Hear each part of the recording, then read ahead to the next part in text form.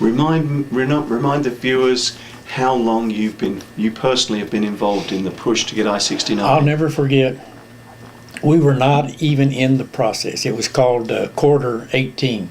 We went to the Highway 69 was going to come down to Houston and go across to Laredo. They were going to forget about the Rio Grande Valley. Which year was that? This was in 1991. We went to Laredo and asked the powers to be over there, would you be upset if we tried to get in on this interstate? And they said no. So Houston Partnership was the leader of I-69 then. So we went to, I called some people in Houston and said, can we meet you halfway? So we met them in Robstown at Cotton's Barbecue. Mike Allen, David Alex, Alan Johnson, and 2 or 3 others. We went there. It was too noisy at Cotton, so we tried to find a room. Mike Allen and I went around, and we found a boardroom over a savings and loan next door. And we met with the people from Greater Houston Partnership. They told us that they would think about it. They didn't think we were important. They didn't know that we had 10 bridge crossings or 10 crossings. So about 2 weeks later, they had a meeting at the Houston airport. We went there, and the president of Greater Houston Partnership at the time, who wasn't in the first meeting, said, well, let us think about it. You know, we don't know that y'all are that important. So we sent them some information about the valley, our traffic and our bridges. And so in about a week, they called me and said, we'd like to come down and visit. So they came down, we showed them all our crossings. We showed them, at the time, the bridge in, the Veterans Bridge wasn't built.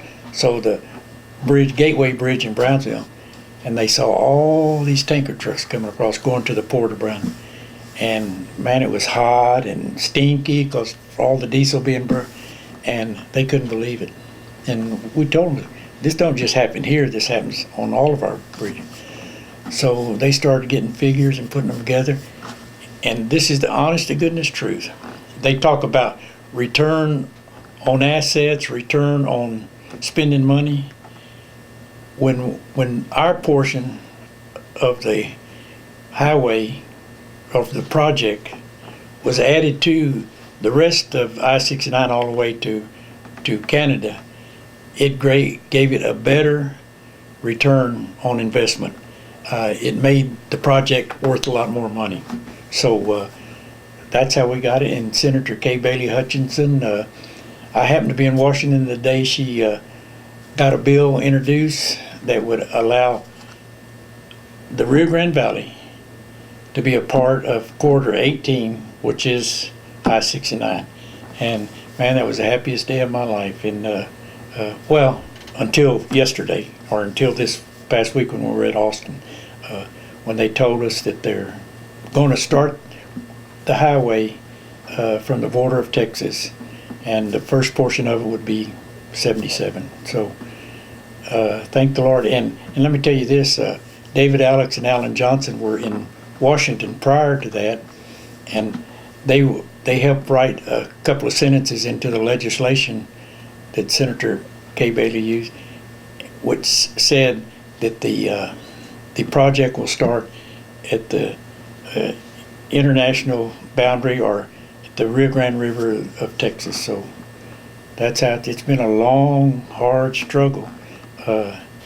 We've had tons of meetings, spent many dollars and a lot of miles going to all the meetings and talking about it. And in fact, just about 3 months ago, we went to Washington and met with the 34 congressmen that are on the Texas project on the route. And they said, if you do the TT69, we can't support you because it's too wide of it's not going down the same corridor that the existing highways are. But they didn't understand that had already been changed. So we're going to have us an interstate to the Rio Grande Valley. You know, it's I like to think of it as we didn't have an interstate, we didn't have a pipeline, And now we do, and it's like somebody living out in the country a long time and having to go to an outhouse. Well, now we got us some indoor plumbing, which is our highway. So I am so happy that, and let me tell you this, the partnership played a big role in all of this happening. And it seems a very